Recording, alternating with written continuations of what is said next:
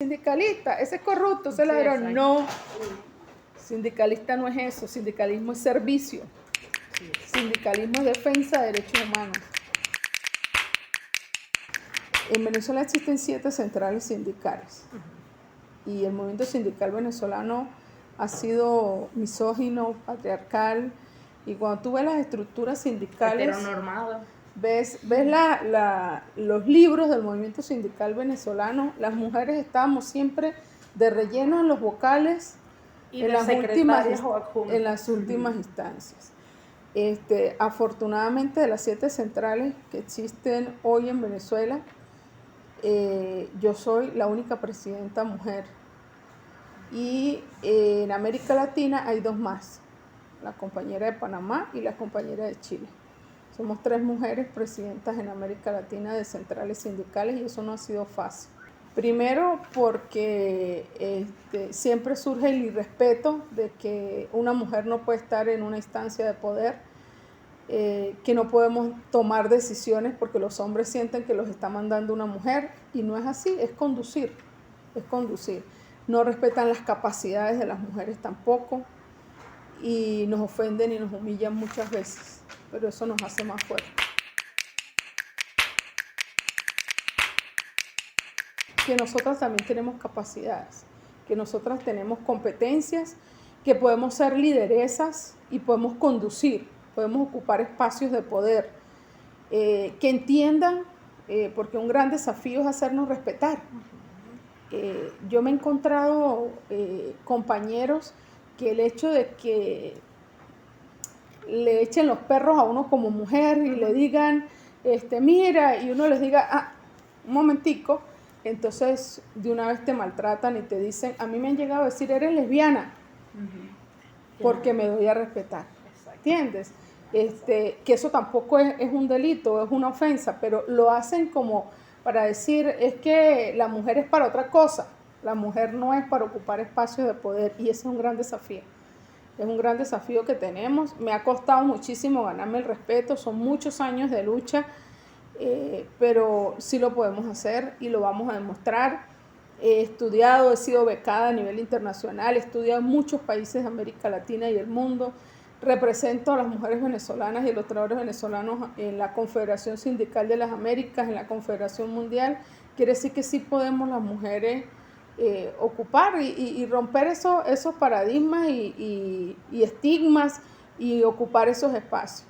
Otro desafío que tenemos es poder atender nuestra familia y el movimiento sindical. El movimiento sindical ocupa mucho espacio. El movimiento sindical requiere que estés las 24 horas atendiendo violaciones de derechos humanos, que estés atendiendo a los compañeros por todas sus dolencias. Hay gente que te llama a la hora que sea a llorar, a decirte lo que siente, y esto, ser defensor de derechos humanos laborales y sindicales, no es una cosa que se detiene por vacaciones, no por tiene fin de vacaciones, semana. no tiene vacaciones. Y más las mujeres que hacemos las cosas con tanta abnegación, ¿no? Nosotras, el desafío entre la familia y el movimiento sindical, el desafío de romper todos estos paradigmas, el desafío de demostrar las capacidades, pero más allá de eso, de conquistar derechos. El espacio de que no haya violencia, ser libres de violencia es un derecho humano de nosotras las mujeres, y ese espacio lo hemos conquistado de verdad con mucho esfuerzo,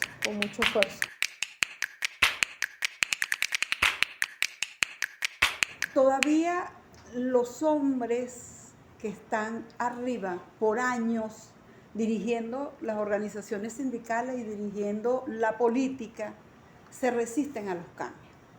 Y nosotros tenemos que invitar y que comenzar a dar a entender que la autorreforma sindical es necesaria para todo.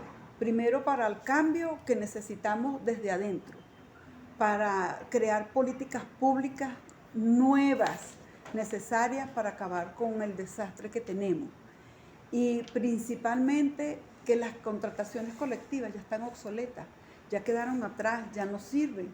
Entonces, esta central, la dirección en la que estamos seguros de que el diálogo social nos va a permitir a nosotros tener un nuevo contrato que nos permita a las mujeres y a los hombres tener esa justicia y esa equidad que por años los de atrás olvidaron y que no les dolía lo que nosotros y nosotras sentimos en todos los momentos que vamos al trabajo. Desde lo social, nosotros tenemos que reinventarnos. Y en eso estamos trabajando, en la construcción de este diálogo social y de un nuevo modelo que nos lleve a tener nuevas alternativas en lo que nosotros queremos hacia los trabajadores, para los trabajadores. Especialmente buscamos la protección social, que ahorita no existe. Evaluar un nuevo contrato está en manos de esta central y de muchas otras personas que quieren que el avance en Venezuela y que los trabajadores tengan lo que por ley les corresponde y lo que otros dejaron atrás. Le voy a pasar a mi hermana para que complete aquí la política. Bueno, es una pregunta muy, muy interesante porque el mundo cambió. El mundo cambió, Venezuela cambió porque hay una crisis económica, política, social, multidimensional, que fue agravada por la pandemia y también agravada por las sanciones al Estado, no a las personas.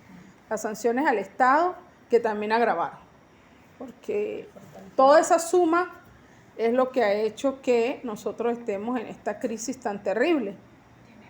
Y en ese escenario tenemos una gran oportunidad. Y esa gran oportunidad es la innovación, la creatividad, la modernización de los sindicatos, la adecuación de los sindicatos a esta nueva realidad. Nosotros tenemos que tener un sindicalismo formado, un sindicalismo con conocimientos en macroeconomía, con propuestas para mejorar el empleo, el salario, la protección social. Tenemos que generar un piso mínimo de protección social y ese modelo que nos permita a nosotros progresar hacia los objetivos de desarrollo sostenible, para acabar con la pobreza, las desigualdades, para hacer todas estas articulaciones y estas alianzas que nos permitan desde la sociedad civil crear ciudadanía sindical, crear sindicalismo de servicios, crear solidaridad y conquista de derechos humanos, laborales y sindicales, siempre con un sindicalismo organizado. Nosotros creemos que la peor característica que puede tener un sindicalista es la improvisación. Nosotros nos gusta prepararnos, tener estrategias, planificación, propuestas, crear y dar respuestas y resultados concretos. No nos podemos quedar en el discurso. Y es lo que nosotros llamamos un sindicalismo moderno, autorreformado y auténtico.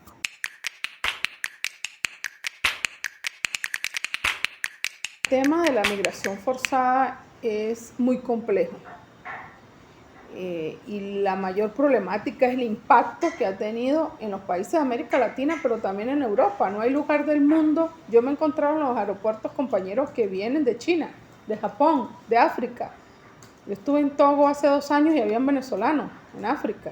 Entonces, uno se consigue un impacto mundial que tiene efectos positivos porque hay venezolanos que dan un valor agregado muy importante, gente con mucha capacidad y profesionalismo que se fue no solo a nivel de carreras universitarias, sino también desde un cocinero hasta técnicos y tal. Todo lo que es profesionales y técnicos. Pero el impacto se ha dado es que hay una crisis global, hay una crisis que no se ha podido desde la crisis financiera del 2008-2009, Brasil, Argentina, los corralitos, todo eso todavía no había terminado de pasar el coletazo y nos viene la pandemia, pero nos viene la pandemia en un momento que Venezuela está en un proceso de crisis política y de desgobernanza y se genera todo este impacto. Evidentemente que los países que no tienen suficiente empleo, Perú que vive de la informalidad laboral y llega más informalidad laboral lo impacta, Ecuador, Bolivia. Ecuador ha sido impactante todo lo que ha ocurrido, pero también había problemas de democracias, había problemas políticos de las democracias en América Latina, en el mundo, y eso también afectó a nuestra gente. Los efectos y las consecuencias han sido terribles en materia de trata, venta de órganos, tráfico, explotación sexual, explotación laboral, los efectos impactantes. No estaba preparada América Latina ni el mundo para atender una migración tan fuerte, la más alta del mundo en este momento. Y de verdad que no habían las condiciones. Hasta ahora se está aterrizando en normativas, gracias a que se han creado plataformas a través de la OIM y de ACNUR para empezar a generar derechos de legalización que les permitan poder trabajar y no ser explotados. Pero el impacto ha sido bastante grande en lo económico, pero también en lo psicosocial.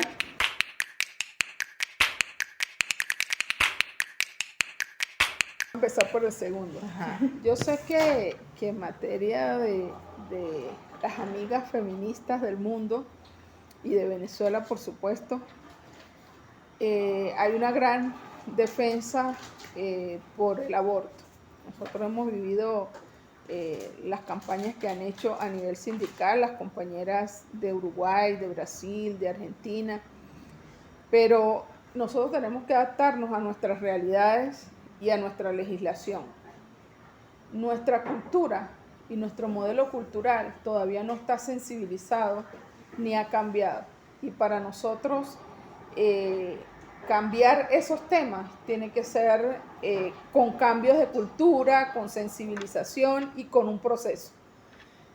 Por ejemplo, nosotros las tachirenses somos criadas de una manera muy estricta, muy formal. Nosotras, imagínate que para nosotras el pudor y el respeto es tan grande que usar una franelilla, mis hijos jamás me ven en una franelilla porque se impactan, porque es la forma como nos educaron. O decir un bikini, imposible, es una forma de cultura. Entonces, eso tiene que cambiar en algo tan sencillo como es la ropa. Ahora imagínate tú en el concepto de familia o en el concepto de aborto. Como abogado, tengo que decirte que en Venezuela el feto se tiene como nacido desde el momento de la concepción. Es lo que llamamos la teoría del concepturus. Entonces, si yo tengo personería jurídica y existo desde el momento en que me conciben, ¿cómo me van a matar? No se concibe, ¿verdad? Pero resulta que hay excepciones a esa regla. ¿Y cuáles son las excepciones? Si viene de un acto de violencia sexual a un niño, por ejemplo, a una niña, perdón, o si viene producto... malformación. Bueno, esta semana lo vivimos. Un compañero fue llamado por el médico y tuvimos que atender la emergencia urgente de la extracción del bebé de la esposa del compañero y sufrieron mucho y lloraron, pero al final tuvieron que darle el consentimiento al médico porque su bebé venía con grandes deformaciones y lo que iba a padecer ese bebé en la vida, o sea, quizás ni siquiera hubiese podido sobrevivir porque el informe médico era impactante. Y tuvieron que tomar la decisión de la extracción, y más en un caso de una persona que no puede tener más bebés. Entonces era terrible. Esos casos, yo lo llamaría, como dijo el doctor en el informe, extracción, no es ni siquiera aborto, porque era necesario. Entonces, cuando hay esas causales, y Venezuela lo permite en el Código Penal. Bueno, en realidad en el Código Penal... El aborto legal... Ajá. ¿Por violencia sexual o por situaciones médicas? No, solamente en el caso cuando está en riesgo de la vida de la madre. Exacto, es cuestión médica por riesgo de la vida de la madre, eso es lo que establece el Código Penal. Pero vuelvo y te repito, habría que justificar, sensibilizar mucho a la mujer venezolana, hacer grandes campañas, pero no puede ser un impacto de una imposición. Claro. Hay que hacer un cambio cultural, hay que empezar a explicar de una buena manera cuál es la situación, pero el derecho a la vida, pues evidentemente para nosotros es sagrado y debemos cuidar esos conceptos y ver cuáles son las causas por las cuales eso es permitido. No convertirlo en la regla, sino que sea la excepción, porque es la vida, y para nosotros los cristianos los católicos, la vida es primero y evidentemente que cuesta, es difícil. Se lo dice una tachirense de raíces en las que en cada esquina tenemos una iglesia. Entonces es difícil. No estoy diciendo que estemos en contra, sino que es un proceso. Claro, claro. Es un proceso cultural, al igual que el tema, el segundo tema. El matrimonio igualitario. El matrimonio igualitario. A nosotros desde niños nos dijeron, la familia es la base de la sociedad, la familia es la base de la sociedad, la familia es la base de la sociedad. El matrimonio es entre un hombre y una mujer.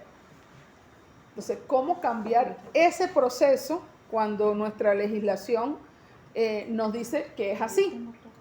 Es un proceso cultural. Las sociedades que tienen dentro de su legislación la igualdad de identidad o los mismos derechos o reconocen las otras identidades de género, pues evidentemente que para ellos es mucho más fácil. Aquí tiene que darse todo ese proceso. Tú no tienes idea de lo que a nosotros nos ha impactado el comité LGBT dentro de la central. Cuéntanos.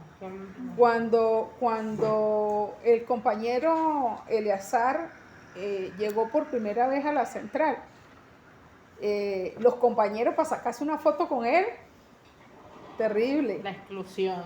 Y después cuando él fue sensibilizándolos y contándoles y diciéndoles lo que ha vivido, porque incluso él como trabajador del sector público, a él le correspondió un apartamento. Y sus propios compañeros dijeron que él no tenía derecho porque era LGBT y le quitaron el apartamento al compañero. Y es un muchacho que vive en una casa que no tiene ni muebles. Entonces era muy doloroso y él lloraba muchísimo porque cómo sus compañeros lo discriminaron. Y hoy día está súper preparado, súper formado, tiene un gran comité, se ha organizado con muchas otras organizaciones de derechos y está sensibilizando.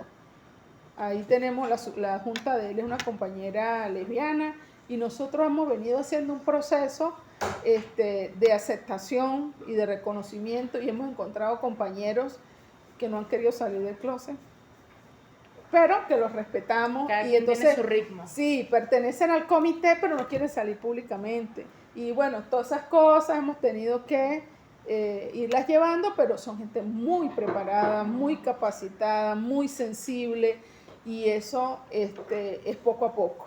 ¿Y existe discriminación en los centros de trabajo en Venezuela a las personas? Sí, claro, por supuesto. Los mismos compañeros, no te digo que le quitaron su derecho a tener vivienda porque era LGBT. En la administración pública que se reclama feminista, igualitaria. Y fíjate que en el sector privado nos hemos encontrado, por ejemplo, en empresas donde tú crees, por ejemplo, empresas Polar, donde esos son puros machos. Ahí hemos encontrado también compañeros LGBT. En empresas de construcción, que creíamos que no había, hay. En empresas, o sea, solo es un tema de que la sociedad todavía se está adecuando. Eso es lo que te digo, es un proceso cultural y yo pienso que no se debe imponer, sino ir sensibilizando y para que la gente entienda qué es identidad de género. Nosotros ahorita con el compañero Eleazar, anoche lo estábamos trabajando, estamos haciendo un manual y un diccionario de todos esos lenguajes y esas culturas para que los compañeros de la central, ya Eleazar hace sus exposiciones y ya nadie se ríe. Al principio todos se reían. Fíjate, todos se burlaban ya no. Ya todos están en el comité sensibilizado que tiene los mismos derechos que nosotros y que su campaña es trabajo decente con inclusión y cero discriminación. Entonces ya cuando jugamos y echamos broma entre nosotros, sí. Y echamos chistes y Eleazar y esto, pero es nosotros con mucho respeto porque nos amamos y lo queremos muchísimo. Pero eso ha sido, como te digo, un proceso. Ya hoy día hacemos las actividades y todo el mundo sale a tomarse la foto con la bandera LGBT.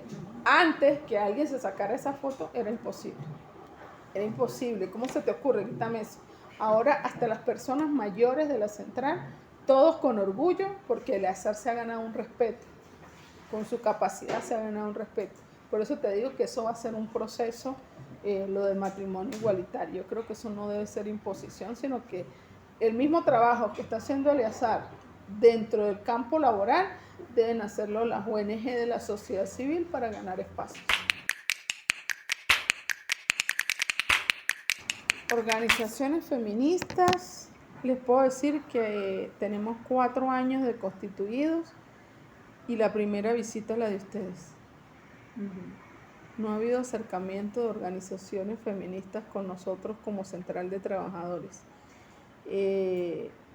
Evidentemente hay varias ONG con las que trabajamos algunas instancias de servicios, pero de formación y capacitación y otras cosas, pero organizaciones feministas es la primera.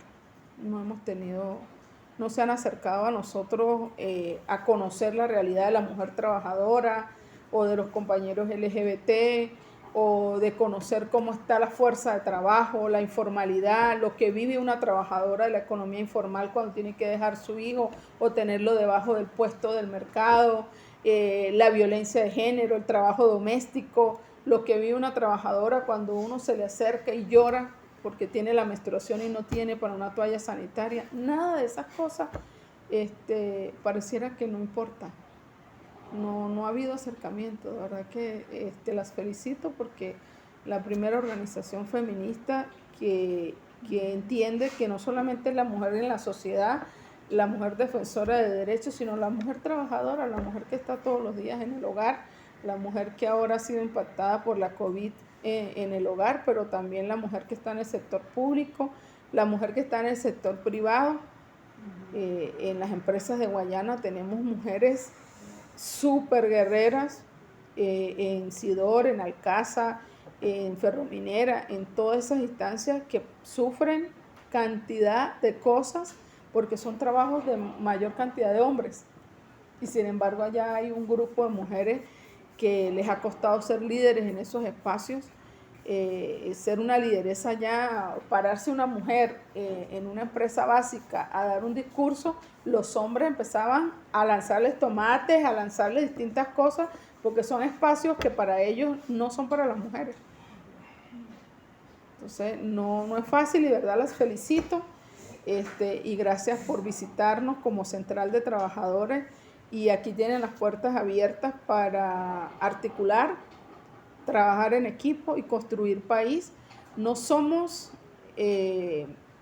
tenemos autonomía de gobiernos, patronos y partidos, pero no somos indiferentes a la realidad del país porque somos ciudadanas, vivimos la precarización de derechos, la vulneración de derechos y defendemos la democracia como la mejor institución en la que nosotros podemos lograr las conquistas y las reivindicaciones.